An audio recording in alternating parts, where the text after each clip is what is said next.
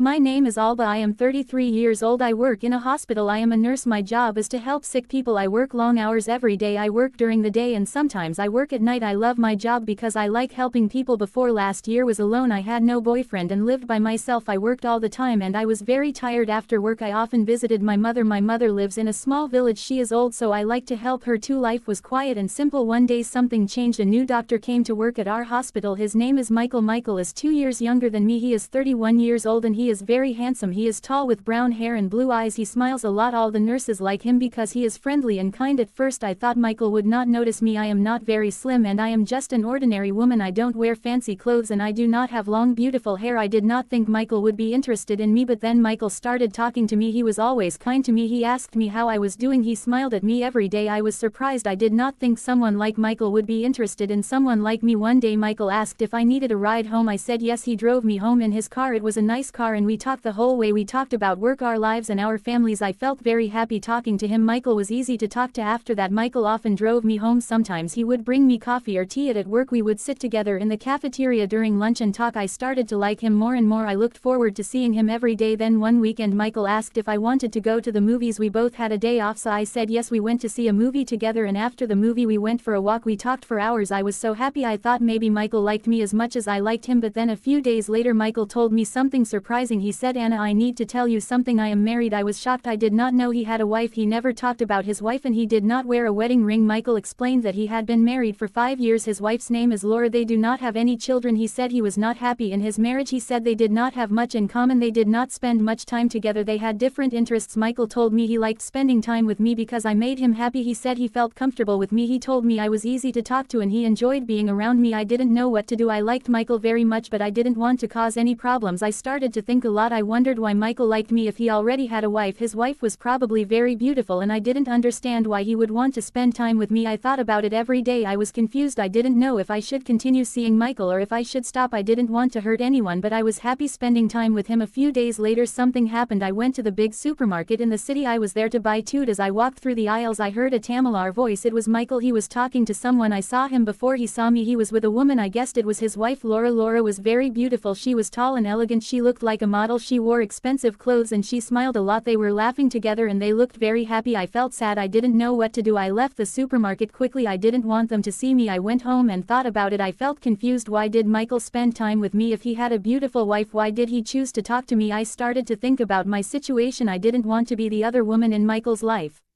I wanted to make the right decision, but it was hard. I knew I had to talk to Michael and figure out what to do. Later that night I couldn't sleep. I kept thinking about Michael. The first thought about how kind he was to me and how much I enjoyed spending time with him, but I also thought about his wife. She was beautiful and looked perfect. I didn't understand why Michael would choose to be with me when he had a beautiful wife. The next day I went to work feeling tired and sad. I didn't want to see Michael, but I knew I had to talk to him. When I saw him he smiled at me like everything was normal, but I couldn't smile back. I needed to know what was really going on. Michael, we need to talk, I said. He looked at me confused. What's wrong, Anna? He asked. I saw you at the supermarket with your wife. I said you looked happy. I don't understand why you are spending time with me if you are happy with her. Michael looked sad. I'm not happy, Anna, he said. Laura and I don't have the same connection that you and I have with you. I can be myself. You make me feel alive. I didn't know what to say. I liked Michael, but I didn't want to be the reason someone's marriage fell apart. I decided to give myself some time to think. I told Michael that I needed space. Over the next few days I thought about everything. I talked to my best friend Sarah and told her about Michael. Sarah is always honest with me. She told me, Anna, you deserve someone who can be with you fully. Don't settle for less. I knew she was right. I needed to think about my own happiness and what I wanted in life. A week later Michael called me. He wanted to meet and talk. I was nervous, but I knew I had to be honest with him. We met at a park and I told him how I felt. Michael, the first care about you, but I can't be in this situation. I said you need to decide what you really want. If you're not happy with Laura you should talk to her, but I can't be the other woman. Michael looked sad but understood. I care about you, Anna, he said. I'll think about everything. I just want you to be happy. We said goodbye and I walked home feeling both sad and strong. I knew made the right decision, but it wasn't easy. Life is full of difficult choices, but sometimes we have to choose what is best for ourselves.